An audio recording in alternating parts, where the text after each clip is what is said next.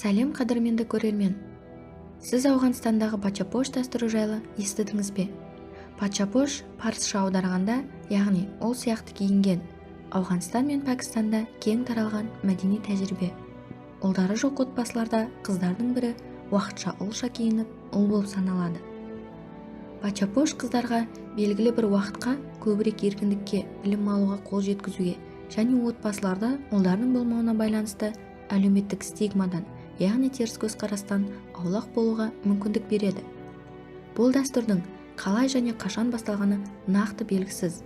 Америкалық зерттеуші Нэнси Дюпри The New York Times газетіне 20 ғасырдың басында өмір сүрген Ауғанстанның әмірі Хабибулли ханның гаремін күзетіп тұрған ерлер киімдегі әйелдің суретін көргенін айтты. Бұл көзқарасты бұрынғы бачапош Укмина Манури де қолдайды. Ол өзінің өмірбаянында былай деп жазды: гаремді күзету үшін ол қыздарының біріне ерлердің киімін киюді бұйырды. Бұрын әмір әйелдерін евнухтар кастрацияланған және зиянсыз еркектер бақылап отырған. Ол жаңа жоспар жасады. Гаремдегі әйелдерді ер адамның орнына әйел бақылаған жақсы емес пе деген ойға келген. Оның кенже қызы осылайша аң аулап жүріп, өлтірілген уәзірдің орнында ер адамша киініп, гаремді күзеткен. Айтуларынша, осыдан кейін ол қайтадан әйел киімін киюден бас тартып, еркек атын жамылып қашып кеткен. Ол жайлы кейін ешкім ештеңе естімеген. Ауғанстан мен Пәкістанда ұлы жоқ отбасы әлеуметтік қысымға ұшырайды. Өйткені ол отбасын жалғастырушы және әкесінің мүлкісінің мұрагері болып табылады.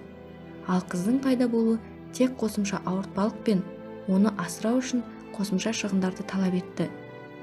Қыз тұрмысқа шығып үйден кеткеннен кейін ол енді ата-анасына экономикалық пайда әкелмейді және фамилиясын өзгерту арқылы олардың отбасының бір бөлігі болудан қалады. Әуелі әкесінің, содан кейін күйеуінің қолында болған ауған әйелі барлық дерлік жеке құқықтарынан айырылған. 8 жасында ол ер өкілдерімен еркін сөйлесу, жоғары білім алу, спортпен айналысу мүмкіндігінен айырылады. Үйден еркек туыстарының сүйемелдеуінсіз шығуға, қоғамдық орындарда дауыстап сөйлеуге және жұмыс істеуге рұқсат жоқ. Прогрессивті адамзат үшін оғаш бачапош дәстүрі Ауғанстанда норма болып саналады. Өйткені әрбір 3-ші жергілікті отбасында қолданылады. Бірақ бұл факт ашық түрде жарияланбаған. Бачапош әйелдің балаларының жынысына әсер етуі мүмкін деп саналады. Сондықтан оның қызы болса, ол қысымға ұшырайды. Ол болмаған жағдайда ата-ана қыздарының біреуіне ерлер киімін кигізе алады. Сонымен қатар, келесі жүктілікте бачапош ұлдың пайда болуын тудыруы мүмкін деген ырым бар. Бачапош ол сияқты өмір сүреді, ерлердің киімін киеді, шашын қысқартады. Оған ер есімі беріледі. Мұның мақсаты басқаларды адастыру емес. Өйткені көбісі, соның ішінде мұғалімдер, баланың шын мәнінде әйел екенін біледі. Өзінің үйінде бачапош қыз мен ұлының арасында аралық орынды алады. Мысалы, оған басқа қыздар сияқты үй тазалап, тамақ пісірудің қажеті жоқ. Бачапош салты қоғамдық орындарда білім алуды, бизнес жүргізуді, спортпен айналысуды, жұмыс істеуді және еркін жүруді айтарлықтай жеңілдетеді. Әдетте қыз бала жыныстық жетілу басталған кезде әйелдік өмір салтына қайта оралады.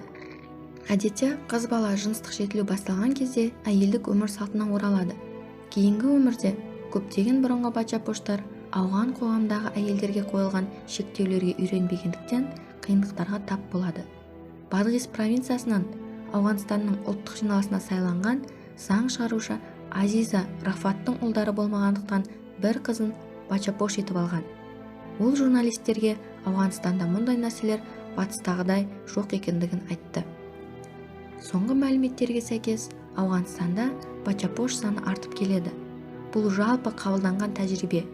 Дегенмен ресми есептердің жоқтығынан қанша қыз ерлер өмірінің бір бөлігін өмір сүретіні белгісіз. Бұл отбасында ұл баланың жоқтығы мәселесінің орынды шешімі болып саналады.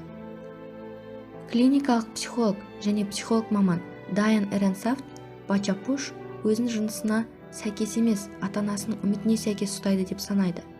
Оның айтуынша, ата-аналар қыздарына енді ешқашан қол жеткізе алмайтын артықшылықтарды ұсынады. Далада жүгіру және ойнау, велосипедпен жүру. Қыздар өз кезегінде ұлдар арасында ыңғайсызданып, қайтадан қыз болғысы келетініне шағымданады. Бача-пош ретінде өмір сүргеннен кейін, қыздармен қарым-қатынас жасау кезінде көпшілікті қиындықтарды басынан кешіреді. Өйткені бұрынғы бача-пош ұлдармен қарым-қатынасқа көбірек үйренген. 20 жыл бұрынғы бача-пош болған, университетке барар алдында қайтадан әйел болған Эллаха BBC-ге қауымдастық дәстүрлеріне байланысты әйелдер киіміне оралғанын айтты. Бача-пош жеке тұлғаның қалыптасу кезеңінде өзін ұлдар сияқты ұстау керек. Сәйкесінше олар ер адамдар сияқты өседі. Кейбіреулері балалық шақтағы маңызды естеліктер мен әйелдік болмысын жоғалтқандай сезінеді. Басқалары ауғандық қыздарға қарағанда еркін болуды ұнататындарын айтады. Көптеген бача-поштар қайтадан әйел болғысы келмейді.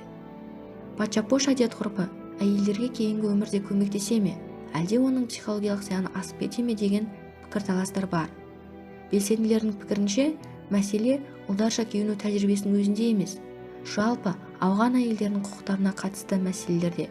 Өйткені Ауғанстанда әйелдердің құқықтары тым шектеулі. Бача-пош неке жасына жеткенде, яғни 17-20 жаста, олар әдетте әйелдік рөлге оралады. Дегенмен сирек жағдайларда көшу кешіктірілуі мүмкін. Көбінесе ата-аналар қызының тұрмысқа шығару уақытында қайтадан әйел бейнесіне көшіре бастайды. Көптеген бача-поштар күйеуінің әлеуметтік қысымы мен зорлық-зомбылығынан қорқып үйленгісі келмейді. Сонымен қатар бача-поштар ер бала болып өскендіктен, ал Ауғанстанда әйел адамдар ер адамның көзіне тік қарамайды. Ал бача-поштар сөйлескенде басқа жаққа қарауға дағдыланбаған және дәстүрлі үй шаруасын, аспаздық, тігін тігу сияқты атқаруды білмейді.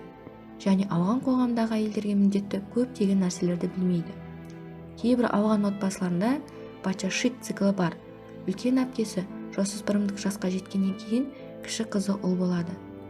2003 жылға ауғандық Усама фильмі режиссері және сценарий Сидик Бармак тәліптердің қол астында өмір сүретін қыздың жұмысқа орналасу үшін ерлердің киімін киген туралы әңгімелейді. Өйткені оның барлық ер туыстары қайтыс болады және ер қамқоршысыз олар табыс таба алмайды. Дәл осындай тақырып 2017 жылғы толық метражды Добытчица мультфильмінде де бар. Осы дәстүр жайлы пікіріңіз қалай? Комментарийға пікіріңізді жазып кетіңіз.